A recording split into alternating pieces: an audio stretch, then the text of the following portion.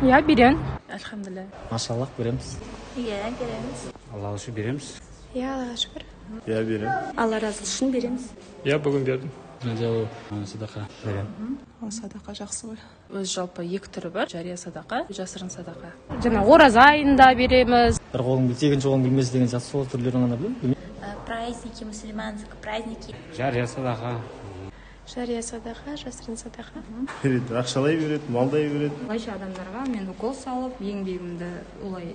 В первую очередь, конечно, начинается это со своих родных. Адамдарға көмектесу. Қандай даже жақсылық жасасаң, сол садақа. Ораза. Жаңа ораза несінде ме?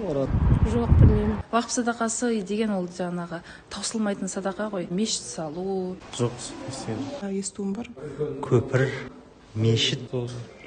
Финиковое дерево, если посадить в Мекке, то будет собирать финик, оттуда кушать, то есть также те салат. Мысалға мешіт салу, медресе салу, солардың құрылысына көмектесу, көпір салу дегендей. Дұрыс. Аллах, альхамдулилля. Садақа жасауға өте жақсы ғой. Жағдайым болса жасар еді. Иә, жасар едік, конечно. Иә, әрине. Мен өзім сбор ашып жүрген адаммын, менде мешіт медрескелер. Жасай. Береміз. Я бы купил бы Коран, положил бы в мечети, для того, чтобы люди читали. Следующий момент это тазбих, положить также.